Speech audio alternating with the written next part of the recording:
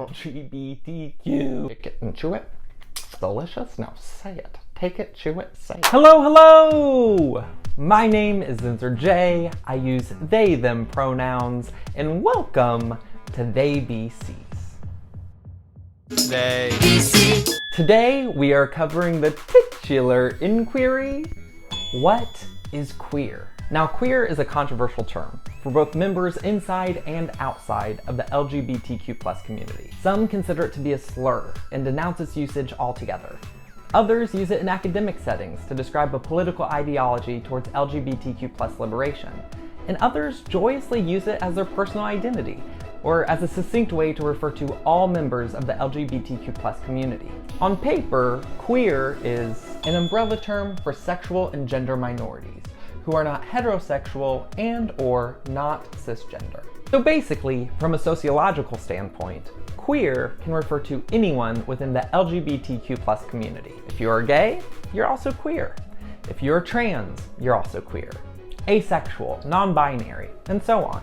However, even if that holds true from an academic standpoint, some folks, particularly of an older generation, do not want to be associated with the term, because historically queer has been used as a slur, similar to that of faggot or dyke, used to violate, threaten, and undermine LGBTQ+ people. Community activist and public speaker Z. Patton says, "When I was a kid, queer was a pejorative.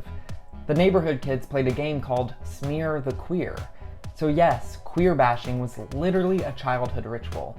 As an adult, I've been harassed with these same slurs, so I understand why generations before me balk at the word."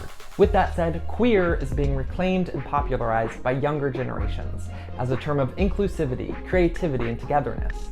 It's praised for its ubiquitous nature. Whether he is a gay man, or she is a pansexual woman, or they are non-binary, we can all call ourselves queer, which makes an oftentimes isolating experience feel shared, and that your community and support system is that much more robust. Now, of course, different identities are going to come with unique trials and privileges that individualize the experience.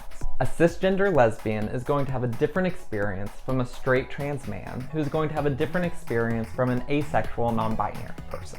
Even within the LGBTQ+ community, there's a lot of misogyny, transphobia, and racism. Queer is also often associated as a celebration of non-normativity and diversity, that all LGBTQ+ people are valid and should be equally respected, even if they're not cis white gay men who are rich, muscular, and masculine. For me, personally, I love the term queer. It makes me feel like I'm part of something greater than myself. It prevents me from feeling boxed in from specific labels with specific expectations that I have to live up to, but rather it provides me a home base of understanding, but with ample room to roam and individualize what the experience is for me. It reminds me that my existence is inherently political, and it honors the generations of activists that fought and died for my rights. It reminds me that the fight is not over, and we still have so much farther to go. Being queer is more than my sexuality or gender identity. It's my politics, my community, my overall approach to life. You can always call me queer, though I respect if that's not true for everyone in my LGBTQ+ family. As always, if there are questions or topics you'd love to have covered, you can email me at theybcs@gmail.com or shoot me a DM on Instagram at ZinzerJ, anonymous and judgment-free. Thank you so much for watching. I hope you'll join me again, and in the meantime, keep it LGBT cute.